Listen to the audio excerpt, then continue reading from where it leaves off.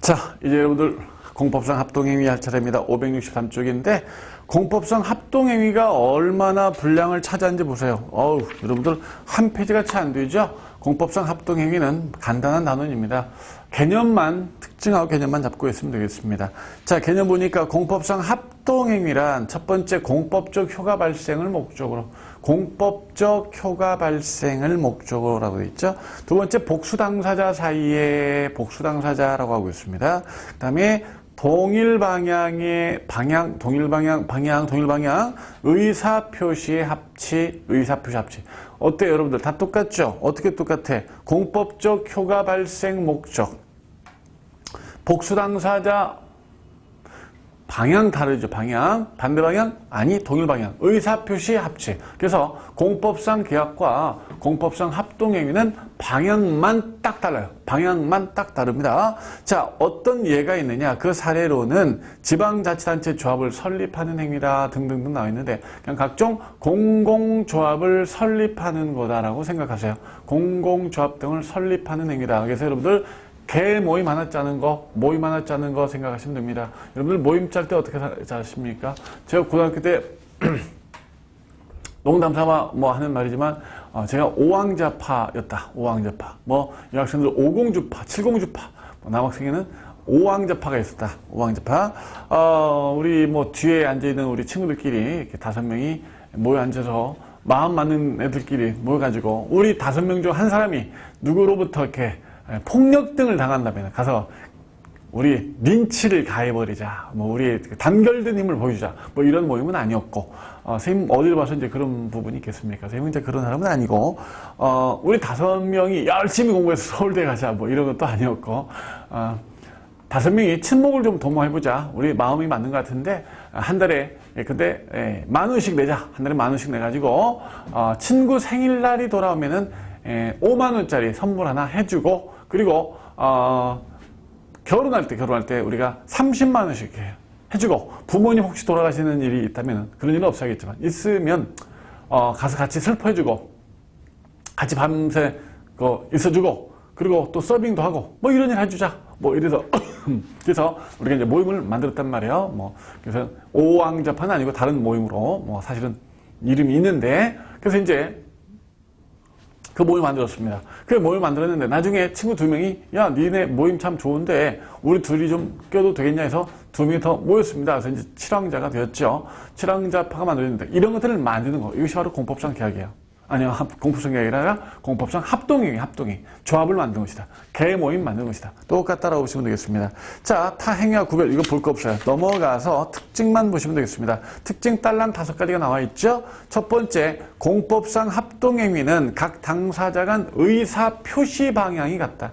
의사표시 방향이 같다. 그 다음에 각 당사자에게 동일한 법효과를 발생시킨다라고 되어 있어요. 같은 뜻을 가진 사람들이 모인 거죠. 의사표시 방향이 같다. 그 다음에 동일한 법적 효과를 발생시킨다라고 되어 있어요. 어떤 친구 생일날 50,000원짜리 선물해 줬는데 어떤 친구 생일날은 40,000원짜리, 30,000원짜리 주면은 그 모임은 파투가 나옵니다. 그죠? 그래서 똑같이 법효과가 50,000원 이렇게 나와야 되겠고요. 그 다음에 결혼할 때 똑같이 300,000원씩 해줘야지. 누구는 400,000원 해주면 안 되잖아. 그래서 동일한 법적 효과가 발생한다 이런 말이고요.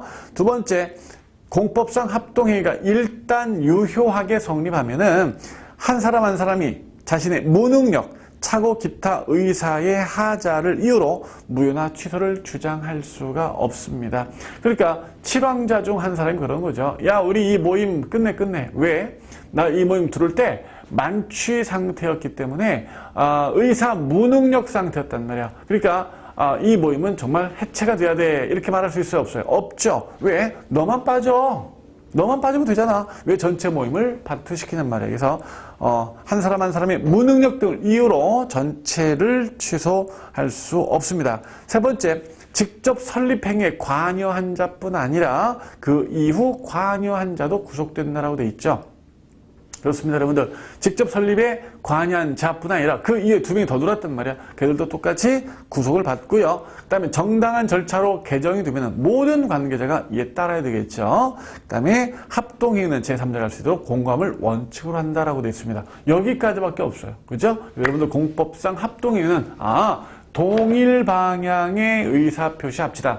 동일 방향 의사표시 합시다. 라는 말 하나 잡고 있고, 선생님 모임 만드는 거다. 라고 생각했으면 특징인데, 특징도 어려운 거 없죠? 어려운 것도 없고요. 너무나 단위 좁기 때문에 출제할 만한 것도 없습니다. 이게 합동행위구나. 됐고요. 자, 그 다음 이제 행정지도입니다. 행정지도는 여러분들 뭘 생각하면 되겠습니까? 영농지도 생각하시면 됩니다. 영농지도.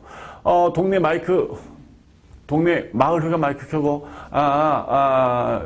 농촌지도서에서 나왔습니다. 눈이 오고 날씨가 추워지고 있습니다. 시설물 관리를 좀 철저히 잘 해주시고요. 병충해가 어쩌시고 하니까 어떻게 좀 해주시고요. 이런 것들이 바로 다 행정지도입니다. 그 다음에 이제 교통지도도 해당됩니다. 검은 차들 슉 지나가면서, 잡혀세요, 이렇게 지나가죠? 이런 것들이 바로 교통지도입니다. 혹은, 수능이 끝났어요. 수능이 끝나고 나면 이제 학생들이 이제 일탈 등을 한단 말이야. 그 억눌렸던 것들이 말이죠. 일탈되기 때문에, 우리 이제 교육당국에서 뭘 합니까? 청소년 보호지도 이런 것을 한단 말이죠. 이런 것들이 바로 행정지도에 해당됩니다. 행정지도. 자, 행정지도 한번 읽어보죠. 국가가 국민에게 부탁하는 거? 예, 부탁한다 이렇게 보시면 되겠다. 부탁. 행정지도란 행정 주체가 일정한 행정 목적을 실현하려고 상대방의 임의적 협력이나 동의하에 일정한 행정 질서 형성을 유도하거나 밑줄 희망을 표시합니다. 일의 주십사. 희망을 표시하는 뭐예요? 비권력적 사실입니다. 비권력적 사실입니다. 권력성이 없어요. 사실행입니다. 따라도 그만이고 안 따라도 그만입니다. 오케이? 그래서 지도, 권고, 장려, 요망, 조언. 지도, 권고, 장려, 요망. 이런 말들로 표현되고 있습니다. 자, 2번 행정지도는 다른 형식과 달리 밑줄 그어 일본의 민속 법학계로부터 등장했다라고 되어 있습니다. 일본으로부터 등장했다. 밑줄 긋습니다. 독일 사람들은 말이죠. 이러한 개념을 이해를 못해요. 이해를. 합리적인 사람들이잖아요. 국가가 국민에게 부탁한다? 부탁을 통해서 국가 목적을 실현한다? 이런 게 어딨어? 이제 이런 입장이라면 동양사회, 일본이나 우리나라 같은 경우는 어때요? 오히려 공식적인 법보다 제도보다 윗분의 말씀 한마디가 좀 더 효과적인 경우가 많습니다. 동네에 양아치 같은 애가 하나 있단 말이에요. 막 건들건들하고 말이죠. 호르몬이 밑에서 근데 사고란 사고는 다 치고 다니고 말이죠. 몇 번 유치장도 들락날락 그러고 말이죠. 이런 놈이 하나 있어요. 속을 못 차려. 근데 그 동네에 예컨대 최보람 같은 김 의장 같은 아저씨가 한분 계시단 말이에요. 그분이 어느 날 그 양아치를 불러요. 자기 집에 불러갖고, 내놓으 시키 하면서 막걸리 한잔 따라주면서 따끔 혼냈더니, 이 친구가 개과천선하더라. 근데 이런 이야기가 있지 않습니까? 그런 정서를 갖고 있는 게 바로 동양사회란 말입니다. 그래서 이러한 것들을 그대로 한번 어디에 행정에 한번 적용해보자는 겁니다. 그래서 국가가 국민에게 법으로 강제적으로 권력을 통해서 행정 목적을 수행할 수도 있겠지만, 부탁하자 이거죠. 이렇게 좀 해주십사라고 부탁하자. 이런 것들로 좀 유연하게 행정 목적 좀 실현해 보자라는 것이 바로 동양 사회의 관점이고, 이런 것들이 이제 일본에서 또 우리나라에서 등장해가지고 오히려 독일로 역수출했던 거죠. 일본에서 등장했다. 세 번째, 행정지도에 관한 명문 규정을 두고 있는 법이 있는데 별표 때립니다. 행정지도에 대해서 명문 규정이 있단 말이에요. 바로 행정절차법 잊으면 안 됩니다. 행정지도는 실정법상 개념이에요. 행정절차법 규정이 있습니다. 잊으면 안 됩니다. 자, 개념적 특성입니다. 행정지도는 행정주체작용이다. 예, 행정주체의 지도니까 행정지도지. 개인이 지도하면 개인지도지. 개인지도. 이건 행정지도예요. 행정지도. 두 번째, 비권력적 사실행위다. 아까 밑줄 그었죠? 세 번째, 특별한 형식 필요 없다. 밑줄 그어요. 특별한 형식 필요 없습니다. 문서로만 하는 게 아니라 구두로도 한다 이거예요. 동네 방송 마이크로 한단 말이죠. 그래서 여러분들 특별한 형식이 없다. 구두로도 행정지도는 가능하다라는 거죠. 자, 행정지도의 순기능과 결함입니다. 행정지도의 긍정적 측면. 오늘날 행정기능이 너무나 커져버렸습니다. 너무나 복잡해지고 거대해졌습니다. 이러한 행정 책무도 늘어났는데 이걸 다 공식적인 제도나 법으로 해결할 수 없죠. 역부족이죠. 부탁해야 될 일들이 많이 발생했다 이런 말입니다. 두 번째, 임의적 비권력적 수단에 의하는 편의성, 분쟁 회피라고 돼 있죠. 이게 행정지도는 말이죠. 강제리가 아닙니다. 임의적입니다. 따라도 그만 안 따라도 그만 이란 말이에요. 부탁이니까. 그 다음에 비권력이죠. 편리하고 분쟁도 적습니다. 유연하다 이런 말입니다. 세 번째, 행정지도를 통해서 새로운 지식, 기술, 정보를 제공할 수도 있겠습니다. 그 다음에 법의 흔결을 보완할 수도 있습니다. 아, 법이 없는 거예요. 이걸 해야겠는데 그럼 뭐 어떡합니까? 법이 없는데 부탁해야죠. 이거 좀 해주십시오. 그 다음에 이해 조정과 통합 기능, 뭐 노사 분쟁을 해결할 수도 있겠습니다. 그 다음에 탄력적이고 원활한 행정이 가능할 수 있다는 장점들이 많습니다. 그래서 행정지도는 인정되고 있고 법에 규정이 되어 있는데 문제는 행정지도가 문제점이 너무나 많다는 겁니다. 어떤 문제점이 있느냐? 첫 번째, 밑줄 긋습니다. 알아두십시오. 사실상 강제성이 있습니다. 항상 선생님이 뭐라고 했어요? 사실상이란 말이 나오면 어떤 말의 반대말이라고 했어요? 공식상의 반대말, 법적의 반대말이라고 했죠? 법적 강제성이 있다? 없다는 겁니다. 공식적 강제성이 있다? 없다는 겁니다. 근데 실무에서, 현실에서는 강제성이 있더라 이런 말입니다. 오케이? 사실상 강제성은 공식적 강제성이 없기 때문에 그런 말을 쓰는 거예요. 공식적 강제성이 있으면 못 오게 사실상 강제성이 있다는 말을 하겠어요. 공식적 강제성이 있는데, 그죠? 공식적 강제성이 없기 때문에 사실상의 강제성은 있더라라고 하는 겁니다. 오케이입니까? 자, 그런데 무슨 말인지 다 알겠는데, 근데 왜 행정지도가 사실상 강제성이 있습니까, 선생님? 영농지도가 사실상 강제성이 있습니까? 없습니다. 영농지도는 사실상 강제성이 없습니다. 그러면 교통지도는 있습니까? 있습니다. 교통지도는 우리 서울에서는 7분 후에 통일했죠? 구마다 달랐어요. 교통지도하고 난 뒤에 7분 후에 와서 촬영해 가기로 했습니다. 그래서 잡혀세요, 잡혀세요, 잡혀세요 하고 가다가 쭉 찍고 갑니다. 사실상 강제성이 있죠? 청수는 보호지도, 말이 지도죠. 이거 강제성이 있습니다. 단속입니다, 단속. 이런 것들은 아무것도 아닙니다. 뭐 좀 강제성이 있습니까? 예, 중앙부처, 특히 대통령의 행정지도는 말도 못합니다. 여러분들 종전 모 대통령 시절에 칼국수 오찬이 많이 있었습니다. 청와대에 불러놓고 칼국수를 먹습니다. 5대 그룹 총수 뭐 조창 간 다음에 뭐 이러해요. 그러면서 뭘 합니까? 기획조정실을 없애주시고, 이번에 투자 좀 늘려주시고, 청년실이 많으니까 뭐 계약직을 뭐 정규직으로 전환시켜주시고, 이렇게 이제 밥을 먹으면서 한마디씩 합니다. 이게 행정지도입니다. 이게 행정지도입니다. 이거 좀 부탁합니다. 뭐 이런단 말이에요. 근데 경제 총수들이 밥 먹고 칼국수 먹고 트름하고 나가면서 에이 잘못 들었네 귀시차야지 이게 아니라 그 다음날 바로 어떡합니까? 기자회견합니다. 우리 S그룹에서는 이번에 내년에 얼마를 투자할 것이고 얼마만큼 고용할 것이고 다 기자회견합니다. 만약 기자회견 안 하는 그룹이 하나 있더라. 바로 일주일 정도 기다릴 때가 안 하더라. 그러면 바로 세무조사 들어갑니다. 세무조사 들어가면서 뭐라고 합니까? 정기적인 세무조사 때가 됐기 때문에 간다라고 하죠. 이게 사실상 강제성입니다. 예, 다 강제성이 있는 겁니다. 그래서 사실상 강제성이 있다는 큰 문제점이 있고요. 그 다음 두 번째, 한계나 기준이 불명확하다는 겁니다. 여러분들, 국가가 국민에게 부탁하는 거예요. 어디까지만 부탁을 허용한다. 이런 말은 없죠. 어떻게 하라 기준도 없습니다. 한계가 기준 없어요. 부탁인데. 세 번째, 구제도 완전하지 않습니다. 안 됩니다. 국가의 부탁인데요. 책임 소재도 불명확합니다.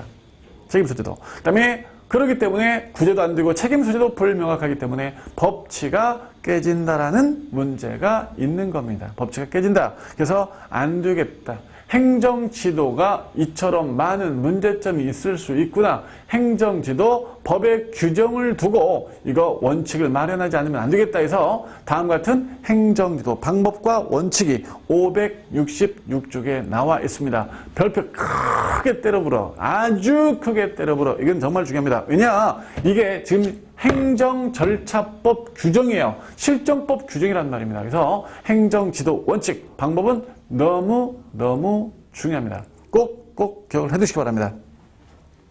첫 번째, 행정지도의 원칙, 과잉금지 원칙이라고 되어 있습니다. 행정지도는 목적 달성에 최소한 필요한도에 그쳐라. 비례원칙이죠. 비례원칙, 과잉금지 참새 잡으려고 대포 쓰지 마라 이랬었죠. 두 번째, 임의성의 원칙. 따라도 그만이고 안 따라도 그만입니다. 행정지도 상대방 의사에 위반하여 부당하게 강요하지 마라. 부당하게 강요하지 마라. 부당하게 강요하지 마라. 따라도 그만, 안 따라도 그만입니다. 세 번째, 불이익조치 금지. 다 중요한 말들입니다. 정말. 행정기관은 상대방이 행정지도에 따르지 아니했음을 이유로 불이익한 조치를 취해서는 안 된다. 오케이입니까? 불이익한 조치를 취해서는 안 된다. 행정지도를 따르지 아니했다는 이유로 불이익한 조치를 취하면 국민은 달라들어요. 왜 불이익한 조치를 취하니? 취사라 라고 달라들 수 있습니다. 여러분들, 그럼 불이익한 조치를 만약 취하면 어떤 원칙이 위반되는 거예요? 어떤 원칙이 위반되는 겁니까? 부당결부 금지에 해당됩니다. 부당결부 금지에 해당됩니다. 행정 지도를 했어요. 불이행을 했어요. 그랬더니 불이행을 이유로 불이익 조치를 취하더라. 이때 불이익 조치는 말이죠. 불이익 조치는 비례 원칙 위반이냐, 부당결부 금지 원칙 위반이냐라는 문제가 발생하는데, 비례 원칙은 할 수 있는데 지나친 거예요. 할 수 있는데 지나친 비례 원칙 위반이에요. 그죠? 부당결부 금지 원칙은요, 할 수 없는 걸 하면은 부당결부예요. 할 수 없는 걸 하면 부당결부란 말이에요. 여러분들, 어디 해당되는 겁니까? 불이익 조치를 하게 되면은 비례 원칙 위반이 아니라 부당결부 금지 원칙 위반이 돼요. 이 불이익 조치는 뭐가 되는 거예요? 예, 위법이 되는 겁니다. 다만 조심해야 될 것이 있어요. 우리 친구들이 이제 부당결부 금지 원칙에 위반된다는 걸 잘 알아요. 잘 알아요. 그러다 보니까 문제가 이렇게 나오면 또 틀리는 거야. 다음 중 행정지도 원칙이 실정법에 규정되어 있지 않은 것. 실정법에 규정되어 있지 않은 것. 1. 비례 원칙. 2. 부당결부 금지. 3. 임의성의 원칙. 4. 어쩌고저쩌고 실명제 이렇게 나온단 말이야. 그럼 우리 친구들이 비례 원칙은 없지? 라고 이렇게 치는 경우가 많습니다. 아니요. 비례 원칙 있어. 봐. 1번 뭐라 했었어? 1번이. 처음부터 1번이. 비례 원칙이 있잖아. 과잉금지 원칙이었잖아. 2번이 임의성의 원칙이고 3번이 불이익 조치 금지지, 부당결부 금지 원칙이 어디 적혀 있어? 안 적혀 있어. 불이익 조치를 하지 말라고만 돼 있어. 근데 불이익 조치를 하면은 그 불이익 조치가 부당결부 금지 원칙에 위반된다라는 거지. 부당결부 금지에 어긋나니까 이걸 하지 말아라고 돼 있는 거지, 이거 규정이 없어요. 비례 원칙은 규정이 있어요. 오케이? 이거 위반이 이거 아니라 이거에 해당된다는 거지. 오케이? 부당결부 금지 원칙이 직접 규정된 건 아니야. 오케이죠? 비례 원칙은 직접 규정이 돼 있고요. 헷갈리면 안 됩니다. 그 다음에 행정지도 실명제가 있습니다. 행정지도를 행하는 자는 상대방한테 지도의 취지나 내용이나 신분을 밝혀라. 오케이. 실명제. 그래서 마이크 켜고 어떻게 해야 되겠어요? 김주사입니다. 농촌지도소에서 나온 어떤 일을 하고 있는 김주사입니다라고 자기네 신분을, 실명을 밝혀야 되겠습니다. 두 번째, 행정지도가 구술로 이루어질 때 상대방이 서면 교부를 요구할 수 있습니다. 문서로 좀 해줘. 문서로 해줘야 됩니까? 해줘야 됩니다. 자, 동네 마이크 끄고, 김주사인데요. 시설물 관리 좀 잘해주시고요. 이러고 있는데, 오토바이 타고 나오신단 말이에요. 그 동네 이장님께서요. 김주사님, 방금 그 방송했던 건 말이야. 방송했던 거 좀 문서로 좀 해줘. 뭐 이러신단 말이에요. 왜요? 동네 게시판에 좀 붙여놓으려고 그러지. 예, 그래요. 동네 게시판 지금 제가 좀 바쁜데 내일 좀 제가 갖다 붙여드릴게요. 문서 요청을 하고 있습니다. 문서 좀 해달라고요. 이때 업무 수행에 특별한 지장이 없는 한 상대방 요구에 응하여 문서 교부해야 됩니다. 3번에 의견 제출할 수 있습니까? 예, 의견 제출할 수 있습니다. 행정지도의 방식과 내용에 대해서 의견 제출이 가능합니다. 자, 동네 이장님이 한마디 하십니다. 김주사, 내일 와서 한 번 더 해야겠어. 왜요? 동네 아무도 없어. 누구누구 결혼식 가고 아무도 없기 때문에 내일 와서 한 번 더 해. 의견 제출할 수 있습니다. 그 다음에 네 번째, 다수인을 대상으로 하는 행정지도의 경우 공통된 내용은 공표하도록 되어 있습니다. 자, 여기까지가 행정지도 방법이고 행정지도에서 가장 중요한 부분입니다. 아무것도 아니죠. 그죠? 어렵지 않죠. 그렇지만 아무것도 아니고 어렵지 않다고 해서 중요하지 않다가 아니야. 어렵지 않아도 출제가 많이 되면 중요한 거죠. 자, 행정지도 종류 이런 것들이 이제 중요하지 않은 것들이야. 법령에 직접 근거가 있는 지도도 있고 간접적 근거에 의한 것도 있고 그 다음에 전혀 법의 근거가 없어도 상관없습니다. 법의 근거가 전혀 없어도 상관이 없습니다. 왜냐면요. 행정지도는 어차피 부탁이니까 국가가 국민에게 부탁하는데 무슨 법적 근거 없어도 상관없어요. 자, 행정지도의 기능입니다. 기능, 규제적 지도도 있고 조정적, 조성적 지도도 있습니다. 종류 중요하지 않습니다. 자, 이제 행정지도의 법적 근거인데 조직법은 필요한가? 조직법적 근거는 반드시 필요합니다. 조직법적 근거가 뭡니까, 여러분들? 자기 조직의 권한 범위 내에서란 뜻입니다. 자기 조직의 권한 범위 내에서는 이런 말입니다. 가능하다라는 말이에요. 가능하다. 이 조직법적 근거예요. 그러니까 예컨대 여러분들 농촌 지도선 양반들이 야, 우리 영농지도 지쳤다. 내일은 교통지도 좀 나가자. 이럴 수 있어요? 없습니다. 경찰들이 내일은 우리가 영농지도 나갑시다. 그럴 수 없습니다. 자기 조직의 권한 범위 안에서만 이게 가능하다. 이런 말이에요. 조직법적 근거가 필요하고요. 두 번째, 법률 우의 필요합니다. 이건 뭐 예외가 없어요. 법률 예외가 없죠. 법을 위반하면 안 되잖아. 그죠? 세 번째, 무엇도 있느냐? 조리상의 한계가 있습니다. 조리상의 한계. 역시도 이것도 예외가 없어요. 모든 행정작용에 이 세 가지는 반드시 필요합니다. 반드시 필요합니다. 그럼 권력적 법률 유보는 어떤가? 법률 유보. 법적 근거가 필요한가? 법적 근거가 필요한가? 조직법과 법률 유보는 달라. 이건 작용법을 말하는 거예요. 행정 작용할 때 법의 근거가 필요한가? 이건 자기 조직 권한 범위 이어야 하는가? 이런 문제입니다. 법률 유보는 말이죠. 주로 권력적, 구속적, 강제적 이러한 행정은 주로 법률 유보가 필요합니다. 주로 필요하고요. 비권력적, 비구속적, 비강제적인 것들은 주로 법률 유보가 불요합니다. 그럼 여러분들 행정지도는 권력입니까? 구속입니까? 강제적입니까? 이런 거 아니죠.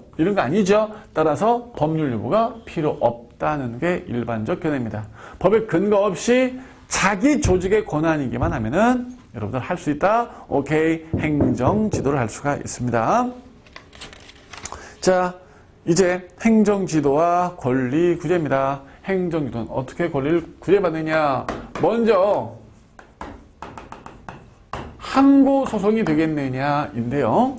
항고소송 원칙적으로 인정하지 않습니다. 왜겠습니까? 비권력적 사실행위 때문에 처분성을 인정받지 못합니다. 비권력적 사실행위 때문에 처분성을 인정받지 못합니다. 그래서 항고소송 대상이 될 수 없어요. 단 여러분들 이원설에 의하면 무엇이 되는 거야? 형식적 행정행위에 해당되죠. 여러분들 이원설 이원설 오케이입니까? 자, 이원설 헷갈리면은 지금 다시 앞에 갔다 와야 돼요. 행정행위라는 단어는 시작하고 끝날 정도. 행정행위 첫 단원의 끝부분에 나와. 행정행위란 말과 처분이 같은 말이냐? 행정행위란 말과 처분이 같지 않은 말이냐? 행정행위는 학자들이 말하는 학문상 개념이고 처분은 쟁송법상의 개념인데 같은 말이냐 다른 말이냐? 거기서 그 밖에 이에 준하는 행정작용 이걸 형식적 행정행위라고 이원설자들이 말했잖아. 그죠? 만약 이원설에 의하면 형식적 행정행위에 해당된다? 행정지도가 오케이. 권력도 아닌 것이 사실상 국민을 지배한단 말이야. 오케이? 행정지도가 여기에 해당됩니다. 그렇기 때문에 이원설에 의하면 항고소송이 가능할 수 있겠죠? 그렇지만 우리 판례는 소극적인 태도다. 라고 했습니다. 한 번도 행정 지도를 인정한 적이 없고 형식적 행정이란 말을 한 적도 없다라고 했죠. 다만 하나는 꼭 기억을 해두셔라 이런 것이 있었어요. 뭐가 있었어요? 표준 약관 사용 권장 행위, 표준 약관 사용 권장 행위는 인정한 적이 있다. 이건 꼭 기억을 해두시라 이랬습니다. 자, 두 번째, 그럼 국가 배상은 가능할 수 있느냐? 국가 배상 일반적으로 부정이에요.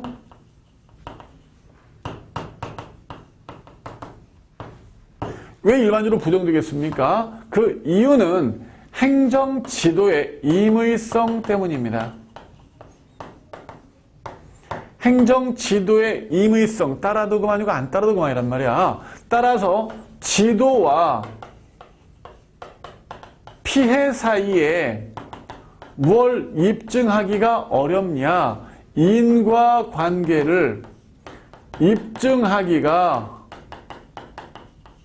곤란한 거예요. 지도를 꼭 따라야 되느냐? 아니라 따를 수도 있고 안 따를 수도 있단 말이에요. 그러니까 너 지도 때문에 피해가 발생했니? 이 인과관계를 입증할 수가 없어요. 그래서 일반적으로 부정됩니다. 다만 조심할 게 뭐냐면은 단 행정지도도 국가배상법상 직무 속에는 포함이 된다는 거예요. 그러나 직무 속에 포함이 된다는 것과 국배가 된다는 말은 별개의 것입니다. 그래서 인과관계를 입증하지 못하기 때문에 주로 부정이 되고요. 말을 바꾸면은 인과관계를 입증하면 국배를 받을 수 있다라는 말이에요. 인과관계를 입증하면 국배를 받을 수 있습니다. 오케이입니까? 받을 수 있습니다. 손실보상인데 안 됩니다. 손실보상 요건을 충족할 수가 없습니다. 안 돼요. 손실보상 요건은 일단 공권력 행사가 됩니다. 적법한 공권력인데 이건 공권력이 아니야. 그냥 들 수가 없어요. 다만 직권보상은 가능할 수도 있습니다. 자진해서 미안하니까 물어주는 거야. 자진해서 미안하니까. 미안하다. 물어줄게. 자진해서 물을 수 있습니다. 그러나 손실보상 대상은 되지 않고요. 자진해서 한번 물어준 사건이 있습니다. 통일벼 사건이 있습니다. 여러분들 통일벼라고 혹시 아십니까? 그 쌀의 식량 증산을 위해서 박정희 대통령 시절에 그 벼 품종 하나를 개발했는데 이게 바로 통일벼라는 말이에요. 흔히 이제 정보미 뭐 이렇게 표현했나? 그 전에 이제 일반 표로서 아끼바리, 일본에서 들여온 아끼바리라는 쌀이 있었어요. 그게 이제 밥맛이 좋아요.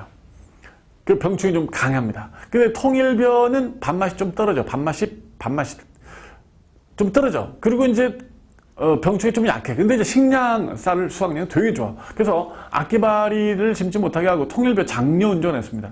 통일벼를 심도록 장려 운전했는데 농민분들이 이거 밥맛도 없고 병충해도 약하고 아끼바리 심어 이러셨단 말이에요.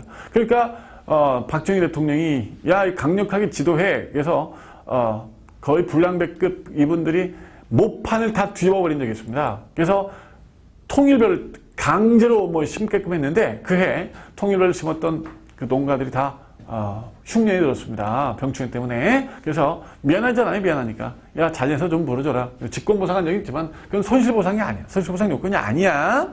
우리가 말하는 손실보상이라는 행정법학 범위에서의 요건에 충족되지 않습니다. 그건 직권보상입니다. 자, 그러면 헌법소원은 되는가? 헌법소원을 인정한 사례가 있습니다. 헌법소원을. 자, 어떤 거냐? 교육부 장관이 대학 총학장들한테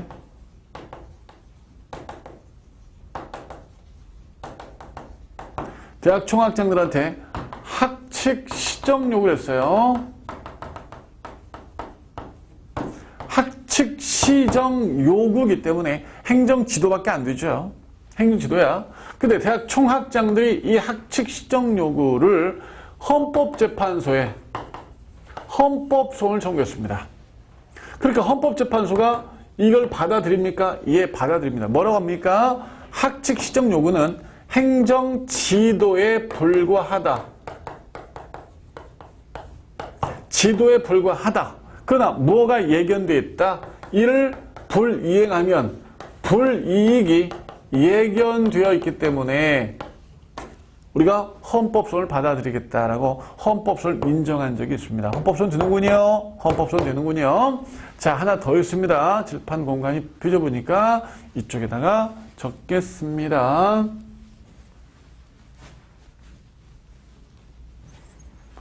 행정청의 행정지도가 있었어요. 행정지도가 있었는데 이 지도가 위법한 지도야. 위법한 지도를 A가 이행했어. 불이행해야 되는데. 그래서 이행한 결과 위법을 저질렀어. 그럼 이 위법은 위법이냐? 위법이 조각될 수 있느냐의 문제가 발생합니다. 조각이란 말은 여러분들 배제된다란 말이야. 위법이 배척된다란 말이야. 위법이 배척될 수 있느냐인데 조각되지 않습니다. 배척되지 않습니다. 즉 위법입니다. 위법한 지도를 이행한 결과 위법이 발생했다. 이건 위법입니다. 위법이 조각되지 않습니다. 조각되지 않습니다. 꼭 기억을 해두셔야 됩니다. 자, 여기까지 행정지도예요. 다시 봐요. 다시 봐요. 자, 행정지도는 희망을 표시하는 비권력적 사실행위다. 지도, 조언, 권고, 요망 이런 말로 쓰여진다. 부탁이라고 했어. 어디에서 등장했어요? 독일, 일본? 예, 일본에서 등장했습니다. 법에 있습니까? 행정절차법에 있습니다. 행정절차법, 실조법제 근거에 있습니다. 그 다음에 행정지도는 행정주체의 작용이고 그 다음에 비권력적 사실행위고 그 다음에 특별한 형식이 필요 없습니다. 문서뿐 아니라 구두로도 가능합니다. 순기능, 역기능 필요 없고요. 역기능에서 이 말만 잡아도 사실상 관계성이 있다. 사실상 관계성이 있다. 이 말만 잡아도. 그리고 제일 중요한 부분이 뭐였어요? 바로 행정지도의 방법과 원칙이었죠. 첫 번째, 비례원칙, 과잉금지 원칙. 두 번째, 임의성. 따라도 그만, 안 따라도 그만. 3번, 불이익조치 금지. 불이익조치를 취하면은 부당결부금지 원칙이에요. 어긋나게 되고요. 그 다음에 행정지도 실명제. 행정지도가 구술로 이루어질 때 문서 등을 요청하면은 업무 수행에 특별한 지장이 없는 한 해줘야 합니다. 그 다음에 의견 제출할 수 있고요. 그 다음에 많은 사람을 대상으로 하는 행정지도는 공통된 내용을 공표해야 합니다. 종류 필요 없습니다. 법적 근거에서 조직법 꼭 필요합니다. 법률의 그 다음에 조리상의 한계 필요하고요. 주로 법률 요원은 이러한 작용은 필요하지만 행정 지도가 비권력이기 때문에 법적 근거 없이도 가능할 수 있다. 이렇게 봅니다. 행정 지도의 구제, 항고소가 안 됩니다. 비권력 사실이기 때문에 안 되죠. 다만 이원설에 의하면 가능할 수 있지만 우리 판례는 소극적 태도입니다. 다만 이건 하나 외워야겠죠. 표준약관 사용 권장에는 외우셔야 돼. 그 다음에 국가배상 일반적으로 부정입니다. 왜? 행정지도가 임의성이기 때문에 지도와 PSI 인과관계를 입증할 길이 없는 거예요. 다만 행정지도도 국배의 직무수행 들어갑니다. 직무수행 들어가지만 인과관계 때문에 이렇습니다. 손실보상 안 되고요. 직권보상 해준 사례는 있습니다. 헌법소원 됩니다. 교육부 장관이 대학 총학장들한테 학칙시정 요구한 경우 인정한 적이 있습니다. 그 다음에 행정지도를 위법한데 이행했다. 그래서 위법이 발생했다. 이거 위법이 조각되지 않고 위법이 맞다 이랬습니다. 자, 여기까지 행정지도라는 부분이고요. 행정지도에 문제가 하나 있는데 페이지 571쪽에 문제가 나와 있죠. 자, 행정지도 틀린 거 물었습니다. 1. 그 목적 달성에 필요한 최소한도에 그쳐라. 뭐죠? 예, 비례원칙이죠. 2번에 임의적 협의를 바탕으로 임의성의 원칙이죠. 3번에 지도에 따르지 아니하는 상대방한테 불이익처분을 하지 마라. 불이익조치 금지 원칙이죠. 4번에 법률유보 원칙이 엄격히 적용됩니까? 법률유보 적용되지 않습니다. 예, 틀렸죠. 자, 4절입니다. 이제 비공식적 행정작용인데 몇 페이지요? 딱 2페이지군요. 첫 페이지는 한 장의 의의, 허용성, 긍정적, 부정적 측면, 한계, 효력, 구제, 뭐 그렇네요. 비공식적 행정은 비공식적 행정이에요.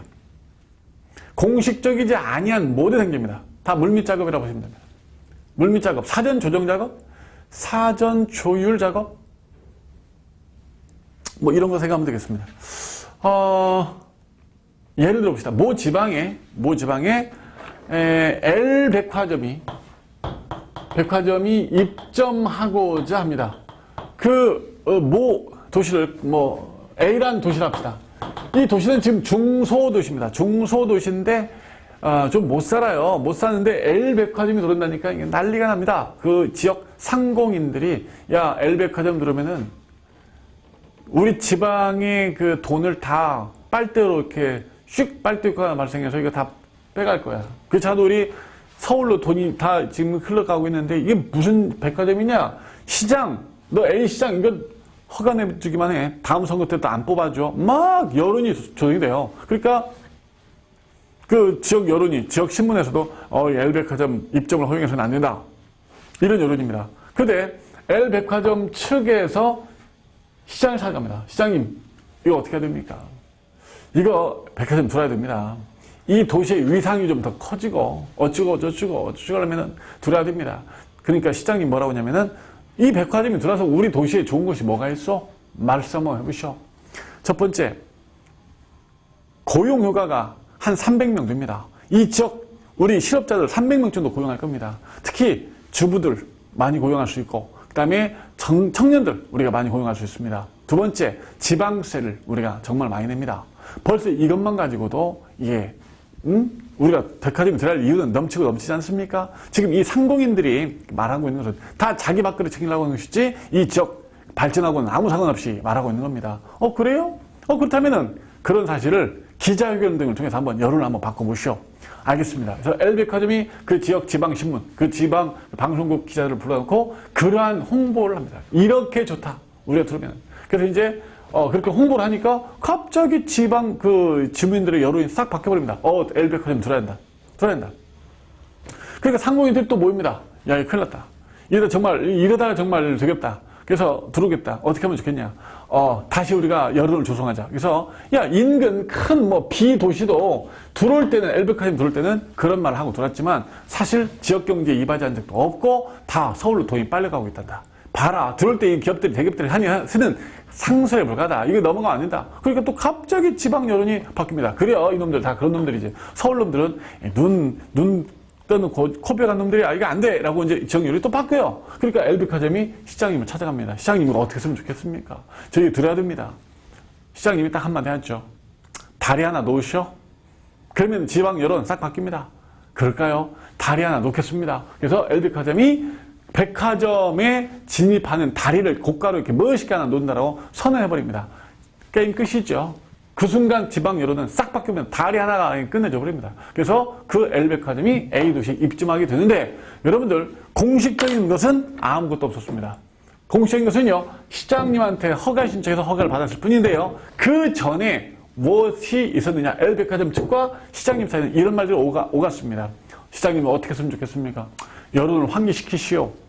지역 신문 데려다 놓고 기자를 데려다 놓고 이야기 한번 합시다. 이렇게 했단 말이에요. 이게 공식적인 행정이었어요? 아니, 비공식적 행정이었어요. 물밑 작업했단 말이에요. 또 뭐였어요? 다리 하나 놓읍시다. 다리 하나 놓으라고 강제로 권력 행사를 했습니까? 안 했죠? 그냥 그런 게 좋겠다라고 비공식적으로 행정했었을 뿐입니다. 오케이? 그런 물밑 작업들이 다 있었기 때문에 공식적인 행정 신청과 허가 등으로 간결하게 행정이 이루어지게 되는 것이죠. 이게 바로 비공식적 행정인데요. 장점, 단점만 봅니다. 장점, 행정의 탄력성이 높아진다. 능률성이 높아진다. 예, 법적 불확실성이 제거됩니다. 내가 이렇게 하면은 허가를 받을 수 있겠구나. 미리 알게 됩니다. 법적 분쟁이 회피됩니다. 행정청과 국민 사이에. 그죠? 백화점 측과 A도시 사이. 시장님 입 다 맞춰놨습니다. 당사자 자발적인 참여가 유도됩니다. 내가 이 지역 여론을 조성해야 되죠. 시간과 비용이 절감됩니다. 다 사진에 말 맞춰놨기 때문에 허가 신청하면 곧바로 허가 나온다 이런 말입니다. 부정적 측면, 법치 행정이 후퇴될 우려가 있습니다. 아, 법대로만 하면 될 거 아닙니까?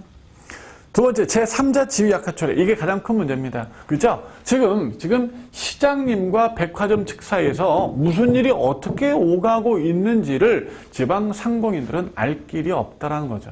오케이? 그 다음에 법적 안정성과 예측 가능성 확보 곤란 이렇게 되어 있습니다. 여러분들, L백화점이 예컨대 다리 하나 놨다 칩시다. 다리 놨는데 시장님은 허가 안 내줄 수도 있습니다. 왜? 다리 놓으라고 강요한 적 없잖아요. 공식적으로 뭐 했나요? 다 비공식적이었을 뿐입니다. 공식적인 뭔가가 없기 때문에 예측 가능성도 없고 안 지켜지니까 또 이게 지켜지라는 보장이 없기 때문에 법적 안정성이 깨질 수도 있습니다. 그래서 권리구제도 안 돼요. 권리구제가 안 됩니다. 침해를 받더라도 어떻게 구제받습니까? 공식적인 뭐가 없는데. 신뢰보호 돼요? 안 돼요. 신뢰보호의 첫 번째 요건이 뭐죠? 공적 견해 표명이 있어야 됩니다. 공적 견해. 이건 비공식이란 말이야. 그래서 될 수가 없어요. 그래서 구제를 받을 길이 없다는 문제점이 있습니다. 여기까지예요. 아, 비공식적 행정이 바로 그런 거구나. 장점, 단점 정도 출제되는 부분은 그렇게 아닙니다. 자, 그래도 00년도에 출제 한 번 든 적이 있었군요. 문제 보니까 비공식적 행정작용의 장점 해당하지 않는 것 1. 당사자의 자발적인 참여를 유도한다. 오케이고. 상황에 적합한 탄력 행정이다. 오케이고. 법적 안정성, 예측 가능성이 확보된다. 오케이고. 4번에 법적 안정성, 예측 가능성 확보가 아니잖아요. 그죠? 법적 안정성과 예측 가능성이 깨진다라고 했죠. 곤란하다라고 했어요. 법적 분쟁 감소, 시간과 비용이 절감된다. 오케이입니다. 정답은 3번 선택지가 장점에 해당되지 않는 내용이 되겠습니다. 자, 지금 우리 뭐뭐했어요? 이 시간 들어서 첫 번째 합동행위, 두 번째 지도, 그 다음에 비공식적 행정작용 이렇게 세 가지 했는데 합동에는 비공식적 행정과 더불어서 뭐 중요한 부분이 아니고요. 지도는 중요한 부분이 됩니다. 자, 5절에 사실행위 안 합니다. 왜 안 하느냐? 우리가 앞에서 하고 왔기 때문입니다. 사실행위는 국민의 권리, 의무, 변동을 일으키지 않는 행정작용을 말한다. 이렇게 잡고 있으면 되겠고요. 그 다음에 넘겨보면은 6절에 행정사법 나오는데 역시 안 합니다. 왜? 앞에서 했기 때문에. 볼프, 행정사법, 플라이너, 행정의 사법의 도피를 방지할 수 있다. 국고 개념의 혁명이다. 옐리네크, 군인이 사복 입고 외출하려는 것을 방지할 수 있겠다. 우리가 다 앞에서 하고 왔었던 내용들입니다. 그래서 여기서는 따로 하진 않습니다. 역시 뭐 출제도 뭐 그런 부분은 아니고요. 그래서 여러분들, 그래서 지금 우리 비권력적 행정작용으로 돌아서 지난 시간과 이번 시간에 걸쳐 4개를 했어요. 공법상 계약, 합동행위, 지도, 비공식적 행정 4개 중 2개 잘 잡아야 돼요. 계약과 지도. 나머지 필요 없어. 사실. 오케이? 자, 이제 바로 뒷단으로 넘어가면 이제 행정계획이 나오는데 행정계획은 다음 시간에 우리가 이어서 나가도록 하겠습니다. 자, 수험생 여러분들 고생 많으셨습니다.